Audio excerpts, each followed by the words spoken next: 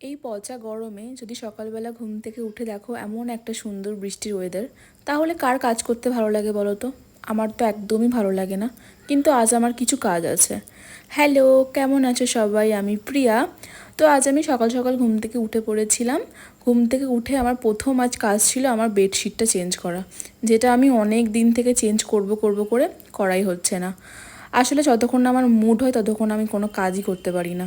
আমার মুখের এক্সপ্রেশন দেখে তোমাদের হয়তো মনে হতে পারে একে নিশ্চয়ই কেউ জোর করে কাজ করাচ্ছে, কিন্তু একদমই না। আমি নিজের স্বইচ্ছাতেই কাজটা করছি, আর কাজ তো করছি না, মনে হচ্ছে আমি যুদ্ধ করছি বিছানার সাথে। মানে আমি কোনো কাজ যেন সুস্থভাবে করতেই পারি না। মানে আমার কাজের মধ্যে একটু এরকম টাইপের জিনিস হয়েই থাকে।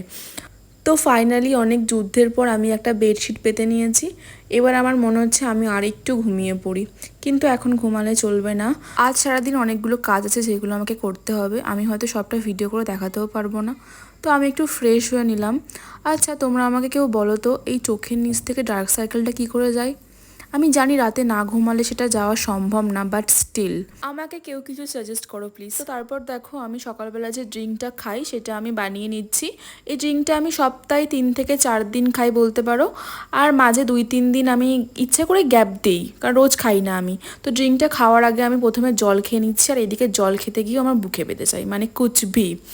তো ড্রিঙ্কটা বলতে পারো খুব খারাপ না, খুব ভালো না, মানে ঠিকঠাক, মানে সকালবেলা খালি পেটে খাওয়াই যায়। তোমরা যারা খাও তারা হয়তো জানো এটা কি। তো আজ আমি রান্নাও করেছিলাম। আজ করেছিলাম বাটার চিকেন, যেটার রেসিপি আমি এই ভিডিওর মধ্যে দিইনি, আমি পরের ভিডিওতে নিশ্চয়ই শেয়ার করব। আশা করি তোমাদের সবার ভালো লাগবে। তো এই ভিডিওটা ভালো লাগলে লাইক, কমেন্ট, শেয়ার আর ফলো করতে ভুলো না। টাটা।